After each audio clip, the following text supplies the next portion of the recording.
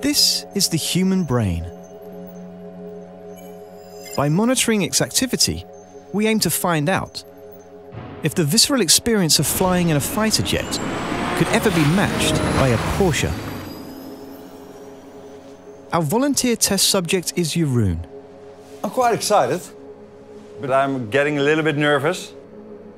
Our pilot is Jörg Weber.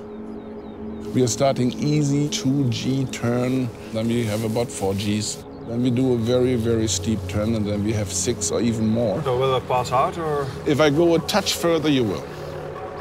Jeroen will be fitted with an EEG monitor to measure his brain activity. The data will be analysed by Dr. Robert van der Linden. Basically, we're going to measure how stimulated Jeroen's brain is. We're going to look at an area of the brain that releases a hormone called dopamine.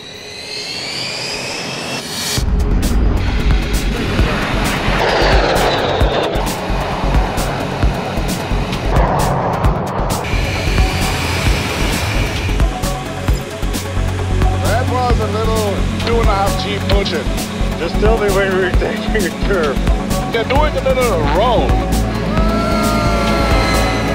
I'm now doing 4G turn for you. Now make a steep left turn. Requesting a high-speed low pass.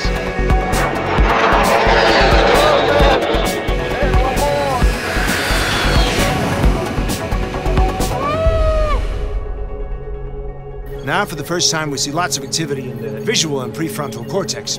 We see the nucleus accumbens light up due to the release of a huge amount of dopamine. It was really, I can hardly describe. You should try it yourself. Now that we know the effects of the fighter jet on the brain, it's time to find out. Can driving a Porsche compare?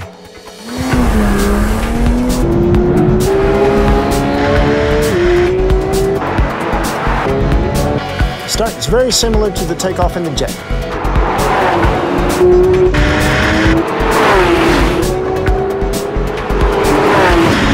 What do you think about the G-force? Great.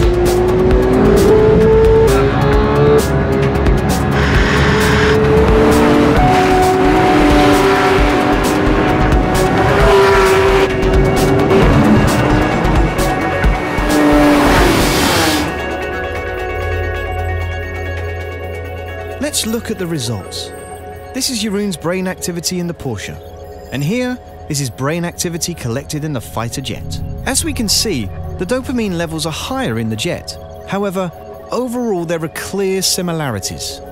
For example, in both images, we can see the excitement centers lighting up. Based on the results, taking a hard left in a Porsche is actually comparable to taking a hard left in a fighter jet.